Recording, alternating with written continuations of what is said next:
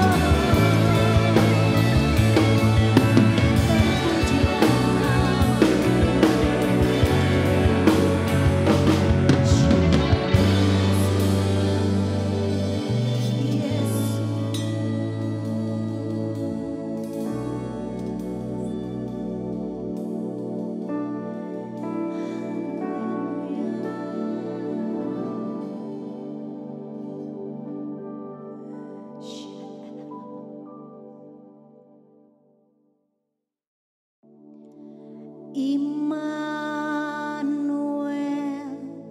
Immanuel, Engkau besertaku.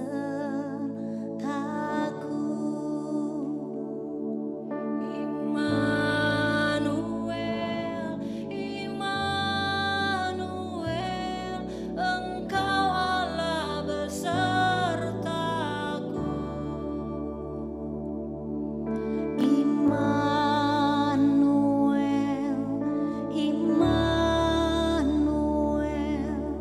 Engkau besertaku. Immanuel, Immanuel, Engkau Allah besertaku.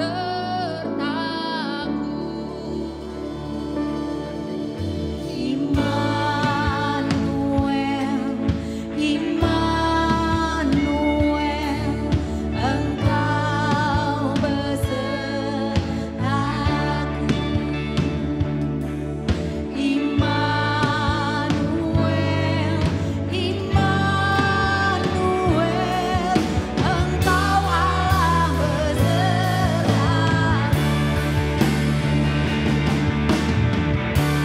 Kau Tuhan nyata dan berkuasa, aku berharap, aku percaya, tanpa ragu kan berjalan, janjimu setia sampai selamanya. Kau Tuhan nyata dan berkuasa, buatku berharap, imanku percaya, tanpa ragu kan berjalan, janjimu setia sampai selamanya. Tanpa ragu kan berjalan, janjimu setia sampai selamanya.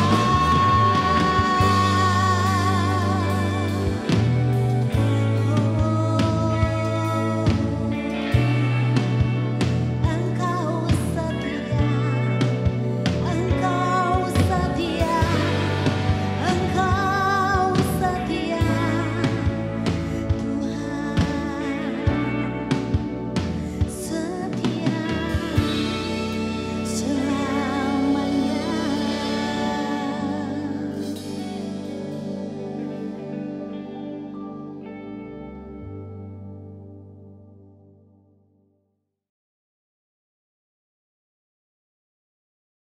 Shalom Bapak Ibu, Saudara yang dikasihi Tuhan, Jemaat MNCC, selamat tahun baru, kita bersyukur kita boleh berada di tahun 2021 dan kita memasuki minggu kedua. Bapak Ibu Jemaat yang dikasihi Tuhan, saya berharap kita semuanya dalam keadaan sehat, semuanya baik dan kita masih tetap beribadah di rumah bersama dengan keluarga kita, menikmati hadirat Tuhan di rumah kita. Bapak Ibu Saudara yang dikasihi Tuhan, pada hari ini firman Tuhan saya kasih judul Bapak Ibu kehidupan gereja di zaman new normal.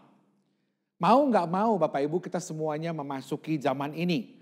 Dunia sedang berubah, memasuki kehidupan yang seperti tidak biasanya.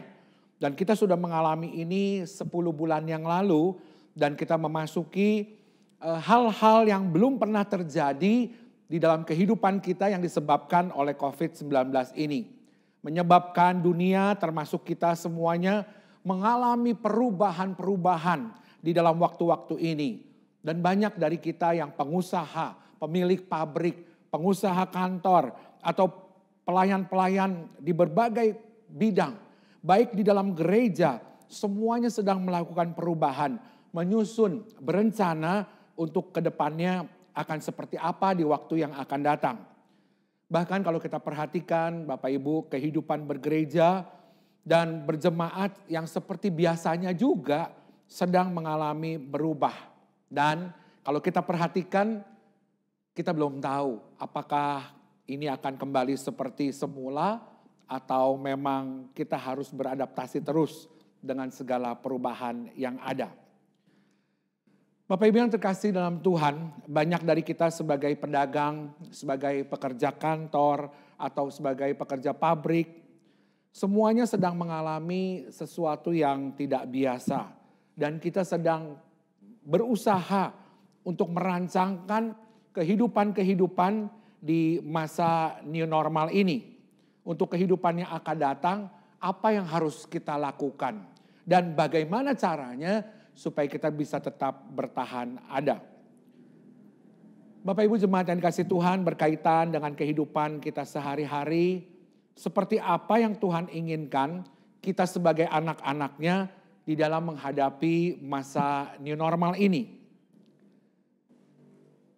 Saya mau Bapak Ibu, sebagai gereja di Sukabumi, jemaat MNCC, biar apa yang kita dapatkan di dalam ibadah online hari ini boleh menjadi bekal atau menjadi inputan di dalam kita memasuki tahun 2021 dan kita tetap berjalan bersama dengan Roh Kudus, melewati masa-masa sulit, melewati masa-masa ini bersama dengan Tuhan Yesus tentunya.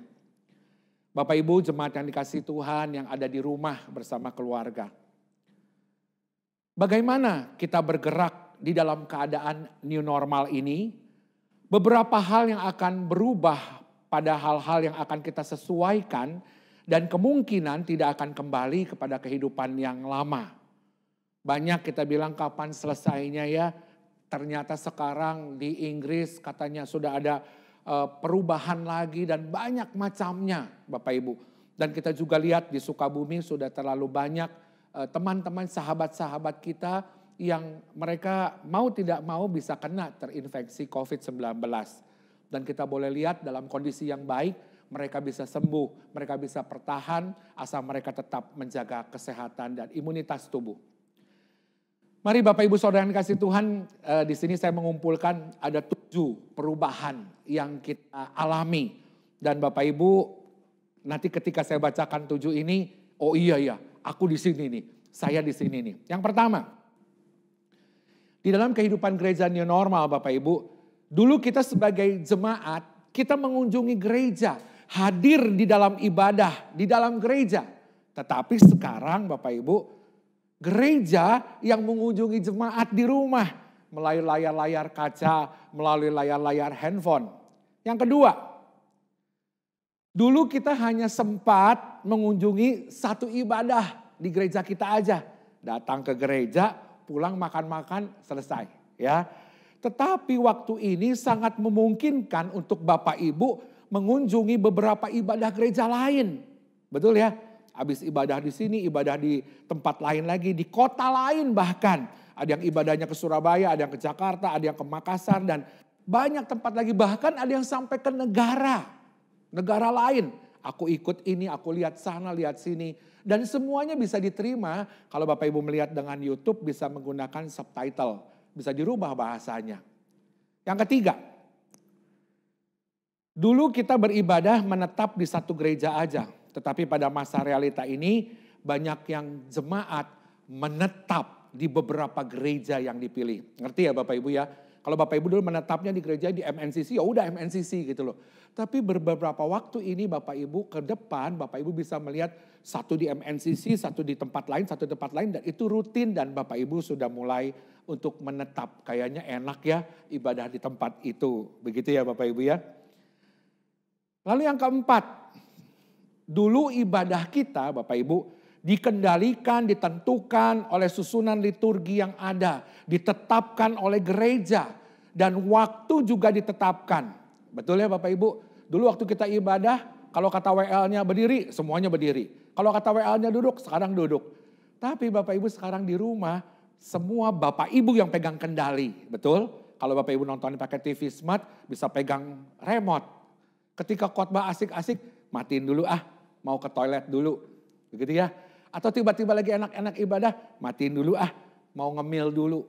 Itu semuanya bisa diatur, dikendalikan oleh tangan kita. Berbeda dengan ibadah seperti biasa begitu ya. Nah Bapak Ibu, itulah yang kita rasakan hari-hari ini, kita bisa mengatur semuanya itu. Lalu yang kelima Bapak Ibu, ada lagi. Dulu Bapak Ibu kalau mau ke gereja, kita yang berusaha, betul ya? Bangun lebih pagi mau pelayanan, persiapan diri, ada yang buka toko, tutupnya agak awal kalau hari Sabtu. Dan di kota-kota besar Bapak Ibu mereka harus antri, mereka harus bisa memikirkan buat valetnya, buat parkirnya seperti apa. Tetapi kalau sekarang Bapak Ibu, gereja yang berusaha untuk hadir ke dalam rumah Bapak Ibu. Keenam, Bapak Ibu perhatikan, dulu gereja itu saling bersaing. Ada jemaat yang berpindah gereja karena persaingan terjadi. Oh gereja anu begini ya, gereja itu begini ya, itu terjadi persaingan. Atau jemaat memilih pengkhotbah favorit, ya. Pengkhotbah, wah kalau ini khotbahnya enak, kalau ini mau aduh, ini mah wah macam-macam. Tetapi sekarang Bapak Ibu gereja bersaing bukan dengan mimbar, tetapi mereka bersaing dengan kegiatan di hari Minggu. Kegiatan di hari Minggu apa aja Bapak Ibu yang mungkin dulu kita nggak bisa lakukan. Sekarang orang janjian, hari Minggu kita jalan ke gunung yuk, kita jalan ke Pondok Halimun yuk, kita goes sepeda yuk, kita berolahraga hiking yuk, kita berolahraga lari pagi yuk. Gereja bersaing bukan dengan gereja. Kalau dulu gereja dengan gereja Bapak Ibu. Kalau sekarang gereja dengan kegiatan kita sehari-hari. Betul apa betul Bapak Ibu? Sampai saya bilang ini ada gereja namanya gereja baru. GGI namanya. Gereja Goes Indonesia. Boleh gak goes Bapak Ibu? Boleh. Tapi pentingkan waktu kita beribadah. Yang ketujuh Bapak Ibu. Di dalam segi keuangan Bapak Ibu. Dulu jemaat rutin memberikan persembahan. Memberikan kolekte persepuluhan, persembahan syukur. Tetapi sekarang semuanya dibuat online. Berapa banyak dari mami-mami, dari om-om jemaat yang senior. Dia bilang begini, Pak aku mah gak ngerti itu baca QR, baca barcode-nya gak ngerti. Mesti gimana? Ada yang bilang, orang tua bilang begini, aduh mau kasih kolekte aja saya sekarang susah ya. Dan banyak cara seperti itu. Tapi Bapak Ibu jemaat yang dikasih Tuhan, jemaat MNCC, saya sebagai gembala di tempat ini sangat bersyukur karena banyak kesadaran dari Bapak Ibu yang rutin memberikan persembahan, persepuluhan, persembahan syukur dan lain-lainnya baik dalam bentuk online ataupun dalam bentuk fisik. Ini yang dialami oleh beberapa gereja saat-saat ini dan bahkan ada beberapa teman-teman gereja juga yang akhirnya mereka tutup karena mereka nggak bisa menutup biaya operasional. Mereka sewa tempat, mereka sewa gedung. Dan jemaatnya tidak setia untuk memberikan persepuluhan atau kolekte Bapak Ibu. Jadi saya ketemu 7 Bapak Ibu, nanti Bapak Ibu boleh lengkapin lagi ya. Dari 7 hal di atas kita nggak tahu akan kembali seperti dulu lagi atau belum. Atau bahkan mungkin kita nggak akan kembali dan semuanya kita nggak tahu. Semuanya nggak bisa diprediksi, semuanya nggak bisa direncanakan. Jadi kita berjalan tetap bersama dengan Tuhan. Dan kata Tuhan ingat Bapak Ibu, beberapa waktu yang lalu dalam Mazmur 23 ayat keempat, kita hanya melewati dan kita nggak tinggal tetap. Mari Bapak Ibu. Saat ini sebelum kita masuk firman, saya secara pribadi dan saya juga bersama-sama dengan tim penggembalaan GBI MNCC di Sukabumi, bersama tim leaders, bersama tim multimedia dan pelayan Tuhan di MNCC ini, selalu berusaha untuk menabur baik dari materi, tenaga. Kami mengucapkan terima kasih kepada teman-teman yang menciptakan ibadah online ini boleh ada. Ibadah online MNCC ini ke dalam layar kaca kita semuanya. Sekali lagi saya bersyukur pada tim pengembalaan, pada tim leader, tim multimedia, semuanya kita bersama-sama saling melengkapi, saling mengencourage, saling mendorong sehingga Bapak Ibu di rumah masih tetap bisa menikmati ibadah GBI MNCC. Itu sebabnya mari Bapak Ibu yang dikasih Tuhan, jemaat MNCC, Bapak Ibu tetap setia untuk mengikuti ibadah online yang diadakan. Bapak Ibu tunjukkan komitmen Bapak Ibu Saudara yang tertanam di MNCC ini untuk memperhatikan ibadah online di tempat kita. Bapak Ibu tadi seperti yang tadi boleh beribadah di tempat lain, di kota lain silahkan. Tetapi rumah kita sendiri, komitmen kita tertanam di tempat ini. Mari kita dengan setia mengikuti apa yang MNCC bawakan, menghadirkan di rumah Bapak Ibu. Bapak Ibu yang dikasih Tuhan, sesuai dengan value dan nilai kita, yaitu respect, hormat, menghargai, tahu berterima kasih.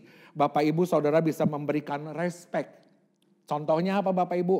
Jawab kalau ada dalam WA group. Diingatkan di dalam WA group. Paling tidak menjawab dengan terima kasih. Kalau Bapak Ibu nggak mau ketik terima kasih, kasih stiker, jempol, oke.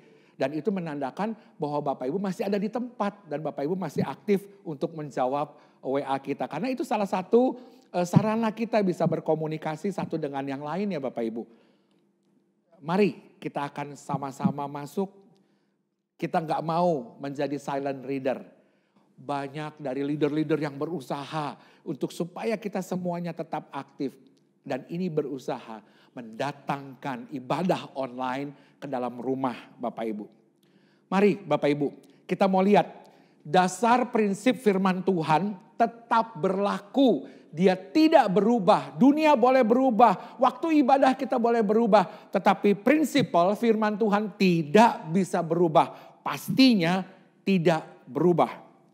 Baik apakah kita masih tetap beberapa waktu ke depan beribadah online atau nanti sudah beribadah onsite, dia tidak berubah. Mari Bapak Ibu, kita buka di dalam Mazmur 1 sampai 3. Mazmur 1 ayat 1 sampai dengan 3 saya bacakan buat Bapak Ibu.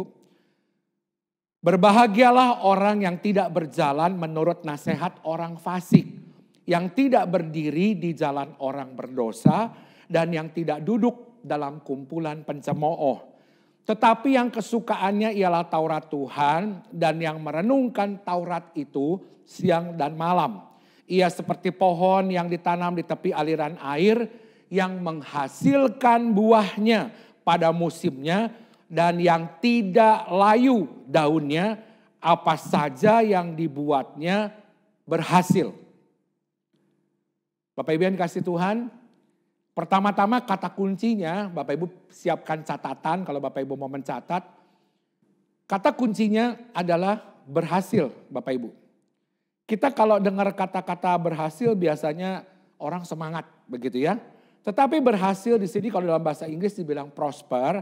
Tapi saya akan menggunakan bahasanya yaitu adalah fruitful. Berhasil itu fruitful ya. Bapak Ibu, kata kerja prosper menjadi makmur artinya. Atau prosper berhasil baik, menguntungkan atau bergerak maju. Yang dikatakan berhasil kita mau Bapak Ibu. Berhasil di dalam pernikahan, berhasil di dalam keluarga, berhasil di dalam rumah tangga. Anak cucu kita berhasil, kesehatan kita semuanya mendatangkan kebaikan. Perusahaan kita berhasil, gereja kita juga berhasil atau fruitful menghasilkan.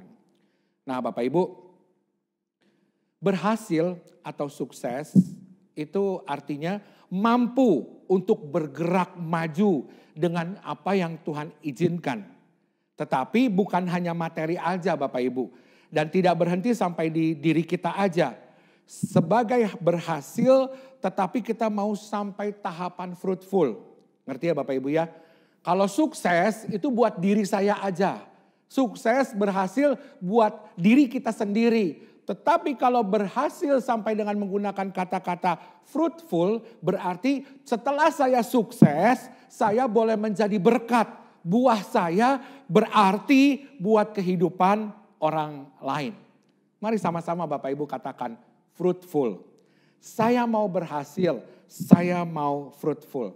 Jadi kalau Bapak Ibu mau fruitful, sukses dulu. Baru Bapak Ibu bisa yang namanya fruitful. Ya, sekali lagi. Fruitful berhasil dan bisa menjadi berkat, bisa menjadi dampak bagi orang lain. Bisa ngapain Bapak Ibu? Bisa mendorong, bisa mengencourage, bisa memotivasi orang lain. Dan sekali lagi Bapak Ibu, Tuhan mau hidup kita sebagai anak-anaknya sampai tahapan fruitful. Sama-sama bilang fruitful. Orang yang fruitful biasanya successful Bapak Ibu sekali lagi ya. Tuhan lebih memberdayakan kita, memberkati kita dulu supaya kita bisa menjadi berkat bagi orang-orang lain. Menjadi berkat bagi orang lain adalah satu ciri kedewasaan bahwa kita tidak egois, kita tidak selfish, tetapi belajar bagaimana hidup saya ini boleh berguna, boleh berdampak bagi orang lain, dan tujuan akhirnya Bapak Ibu adalah memuliakan nama Tuhan. Saya mau fruitful di dalam pernikahan saya mau fruitful di dalam keluarga saya mau fruitful di dalam rumah tangga saya mau fruitful buat anak cucu saya mau fruitful buat kesehatan saya mau fruitful buat perusahaan saya, dan saya mau fruitful buat gereja kita di mana saya berada. Bagi kota Sukabumi, bagi Jawa Barat, bagi Indonesia, dan bagi dunia terlebihnya. Bapak Ibu yang dikasihi Tuhan, gereja online atau onsite tidak harus menghalangi kita untuk bisa fruitful. Setuju ya Bapak Ibu ya? Mau online, mau onsite, harusnya kita bisa tetap fruitful. Tidak ada yang menghalangi. Kita mau berguna, mendorong bagi sesama. Bapak Ibu yang dikasihi Tuhan, Tuhan sudah tahu di dalam penciptaannya kalau 2020 itu ada pandemi. Tuhan gak kaget, kita yang terkaget-kaget Bapak Ibu. Dan percaya di dalam 2021 ini semua tetap dalam kendalinya. Dan kita bisa berbuah untuk kemuliaan nama Tuhan. Dikatakan apa Bapak Ibu? Di setiap musim hidup kita. Firman Tuhan, ya dan amin. Mari kita perhatikan Bapak Ibu. Apa yang harus diperhatikan supaya kita tetap berbuah di setiap musimnya. Dikatakan kita seperti pohon yang ditanam di tepi aliran air. Tertanam atau ditanam Bapak Ibu artinya planted. Kita harus tertanam. Bapak Ibu harus tertanam. Saudara yang melihat siaran kita pada saat hari ini, Bapak Ibu Saudara harus tertanam. Bukan sekedar mengunjungi, bukan sekedar follower, bukan sekedar bertamu atau mampir di pelataran Tuhan, tetapi Bapak Ibu Saudara harus tertanam. Nah, tertanamnya di mana Bapak Ibu? Tertanamnya itu di tanah. Tanah itu berbicara komunitas. Tanah itu berbicara lingkungan yang disebut sebagai gereja lokal. Dan dikatakan yang menghasilkan buahnya atau fruitful pada musimnya. Dan yang tidak layu daunnya, apa saja yang diperbuatnya berhasil.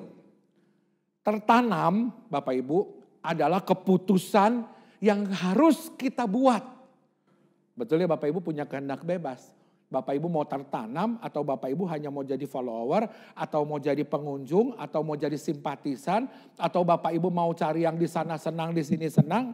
Keputusannya adalah kita. Apakah kita mau buat hidup kita tertanam atau tidak? Apa sih Bapak Ibu kalau kita lihat ciri-ciri seorang yang tertanam di sebuah gereja?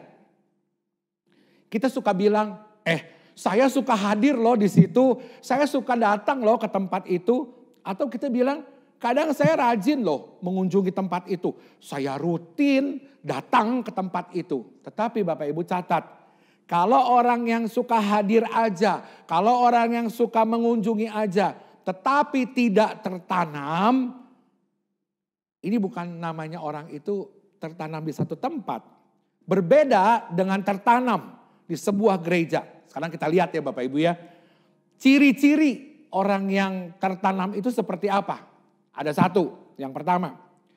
Kalau Bapak Ibu tertanam, Bapak Ibu itu dikenal dan mengenal komunitasnya. Ya, kadang-kadang kita sama satu orang-orang Sukabumi aja ditanya, kamu kenal sih itu enggak ibadah? Yang mana ya? Aku enggak tahu ya. Yang begini loh. Aduh aku enggak tahu. Ciri yang pertama kalau Bapak Ibu tertanam dalam komunitas adalah dikenal dan mengenal. Kita buka Bapak Ibu.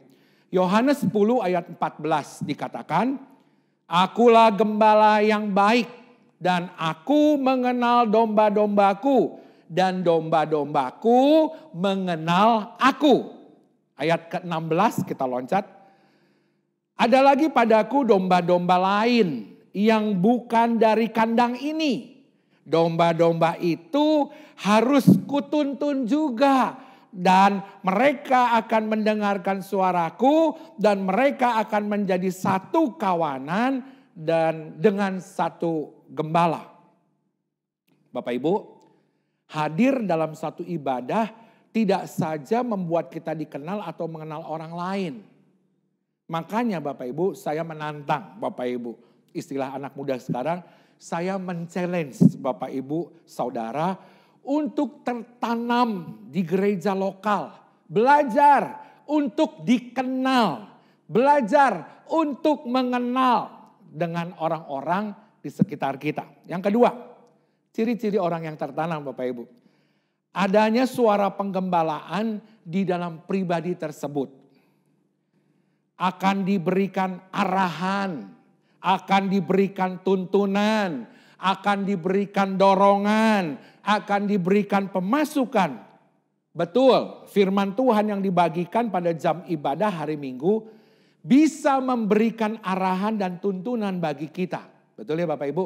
Datang ke anu, dengar khotbah, bisa menuntun kita, memberikan arahan tuntunan.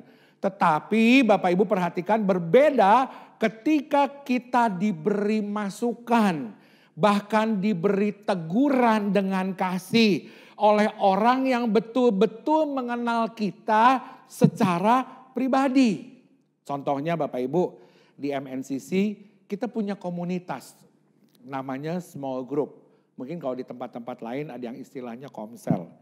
Dan saudara bisa terlibat di dalam small group. Ada leaders yang mengarahkan, yang memperhatikan small groupnya. Makanya Bapak Ibu ketika leaders kita yang menjadi kepanjangan tangan saya, menjadi wakil saya, memperhatikan kelompok-kelompok kecil, memperhatikan small groupnya. Mari kita sama-sama dikenal dan mengenal orang-orang yang kita gembalakan. Yang ketiga, ciri-ciri orang yang tertanam Bapak Ibu. Mendapatkan pemeliharaan dan perhatian khusus, terutama untuk berbuah lebat. Jadi Bapak Ibu kalau Bapak Ibu tertanam, Bapak Ibu akan mendapatkan pemeliharaan. Bapak Ibu akan mendapatkan perhatian khusus. Contohnya Bapak Ibu, kalau sekarang kan banyak ibu-ibu lagi pada nanam-nanam tanaman ya Bapak Ibu ya. Sekarang saya nggak tahu mungkin karena banyak di rumah jadi wah rumah banyak tanamannya begitu ya.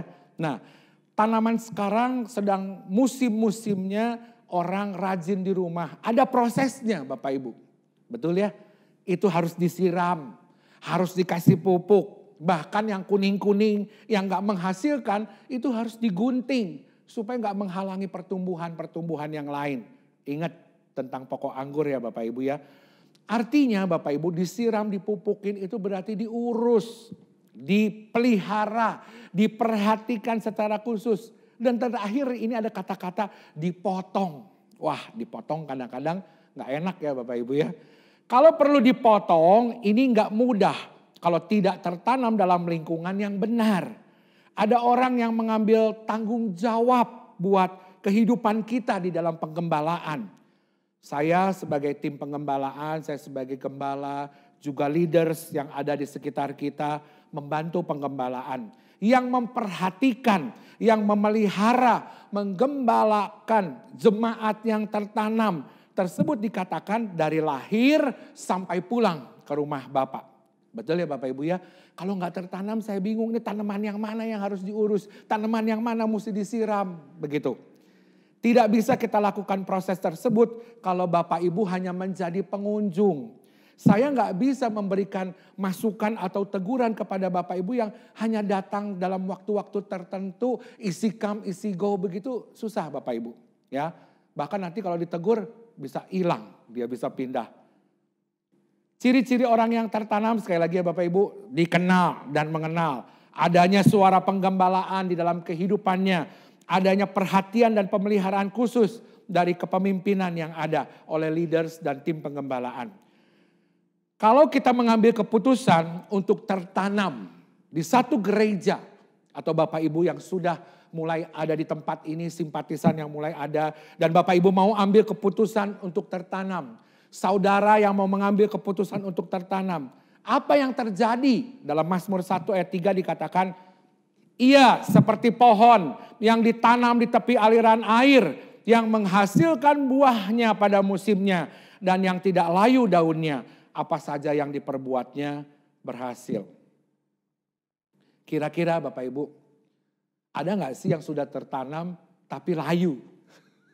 Ada gak sih yang sudah tertanam tapi gak seger gitu ya? Ada gak sih yang sudah tertanam tapi gak sehat? Layu berbicara Bapak Ibu. Tuhan tidak pernah berjanji bahwa kita orang-orang yang sudah dibenarkan dan kita anak-anaknya tidak pernah melewati masa sulit. Ingat ya Bapak Ibu, hanya lewat. Kalau kita tertanam karena ada perhatian, pemeliharaan, suara penggembalaan yang mau didengar. Loh, kenapa suara penggembalaan mau didengar? Bahkan kadang-kadang gembalanya bersuara juga gak didengar Bapak Ibu ya. Jadi sekali lagi ya, kalau kita tertanam karena ada perhatian, pemeliharaan, suara penggembalaan, dan karena kita tertanam dengan akar yang kokoh, maka kita bisa tetap mendapatkan asupan kekuatan, dukungan rohani dari surga melalui jemaat lokal yang ada. Kehidupan rohani kita tetap sehat dan baik. Apapun musimnya. Kuncinya Bapak Ibu untuk tidak sakit adalah tetap bertahan. Untuk sehat. Begitu ya. Sekarang yang sehat-sehat juga minum-minum vitamin. Makan suplemen-suplemen supaya sehat. Ya Bapak Ibu. Jadi sekali lagi, kalau Bapak Ibu gak mau layu, Bapak Ibu gak mau tidak daunnya menjadi kuning-kuning, tidak menjadi sehat. Mari yang tertanam ada perhatian, ada pemeliharaan, mau dengar-dengaran suara pengembalaan. Tertanam dengan akar yang kokoh. Saya mau tertanam Pak Oki, tapi akarnya akar toge aja. Saya gak mau kokoh-kokoh, nanti saya sakit hati lagi, nanti saya terluka lagi. Mari Bapak Ibu, kalau Tuhan tentukan engkau di tempat ini, dari hari ini sampai Tuhan panggil di sini, sama-sama kita bertumbuh.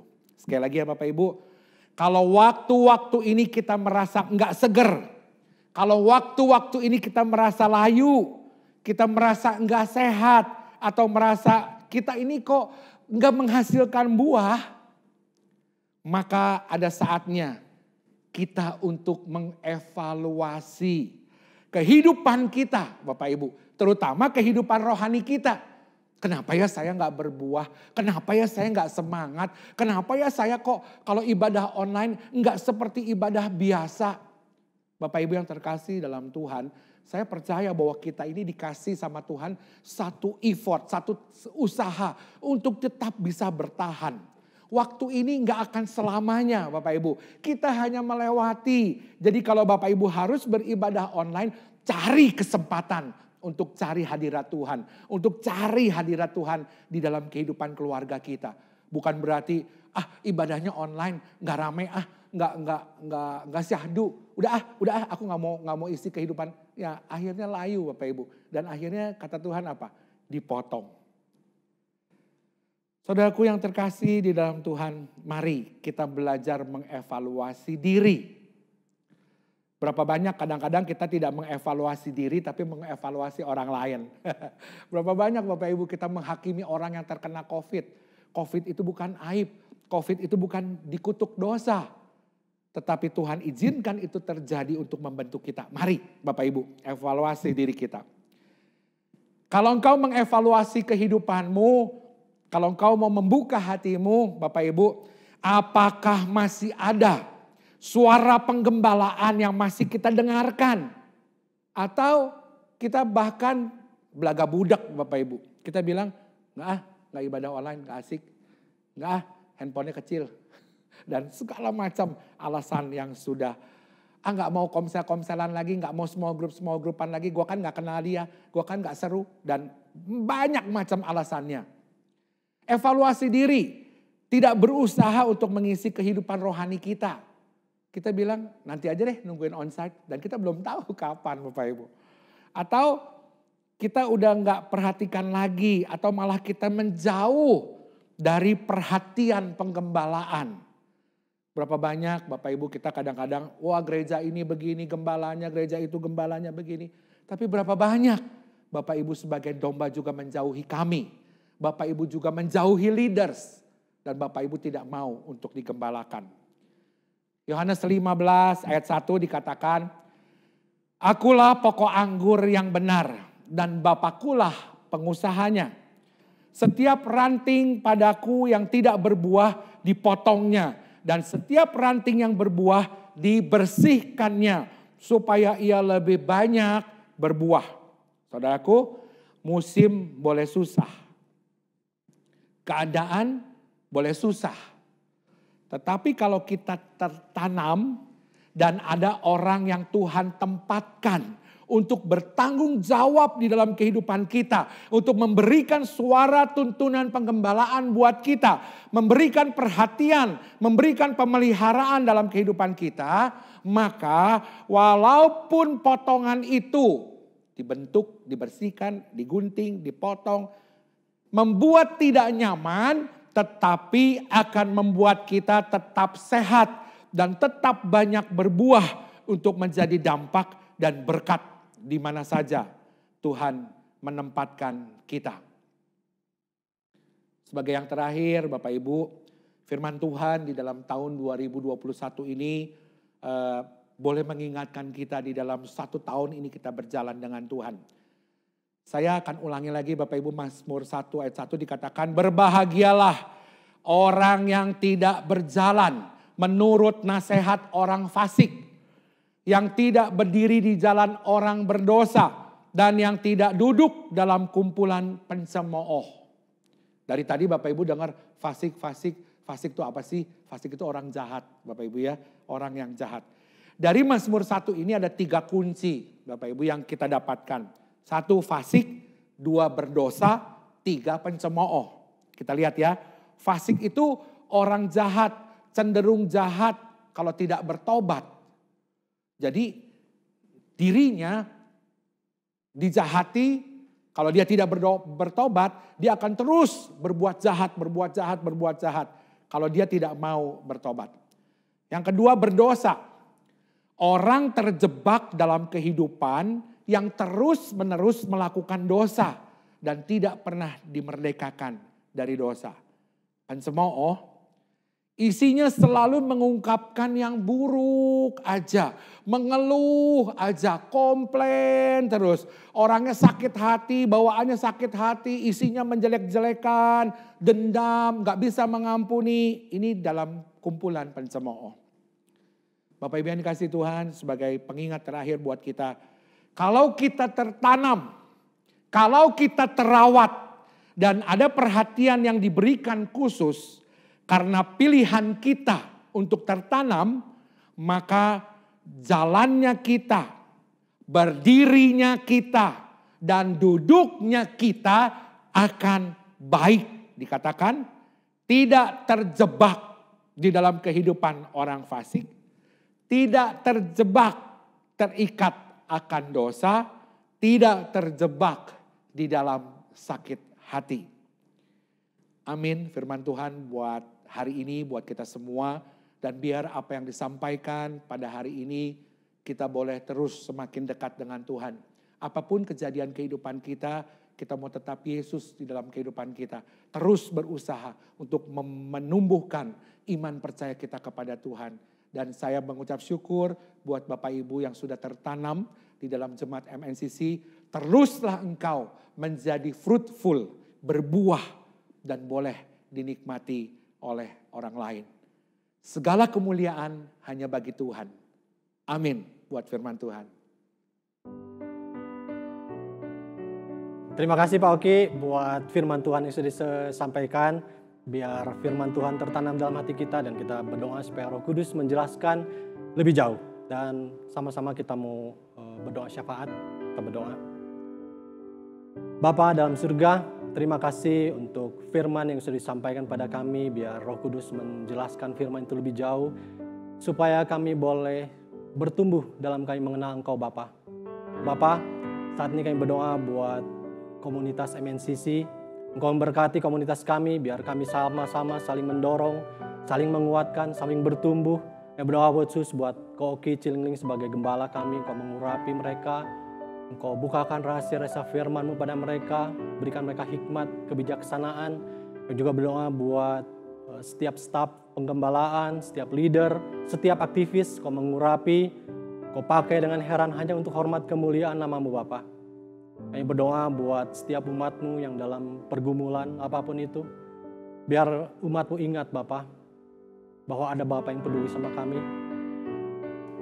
Haleluya Bapa, biar umat-Mu senantiasa ingat kepadamu, percaya kepadamu, berseru dan berharap kepadamu Bapa. Dalam setiap kesulitan mereka, biarlah Engkau menjadi pengharapan mereka.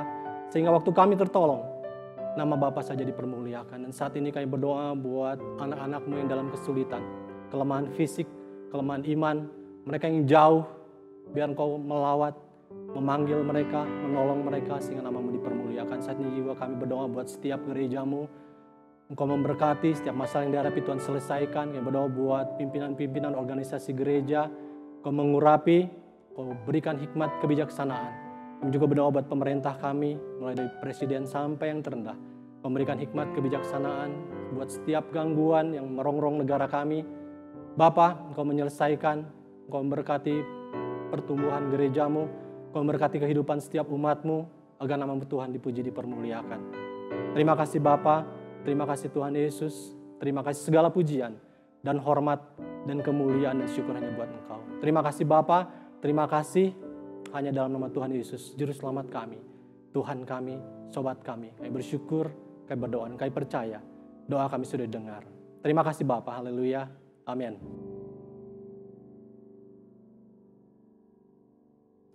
Mari Bapak Ibu, Saudara Jemaat MNCC, keluarga yang ada di rumah, mari kita arahkan hati kita kepada Tuhan dan terimalah berkat Tuhan. Tuhan memberkati engkau dan melindungi engkau. Tuhan menyinari engkau dengan wajah-Nya dan memberikan engkau kasih karunia. Tuhan menghadapkan wajah-Nya kepadamu dan memberi engkau damai sejahtera.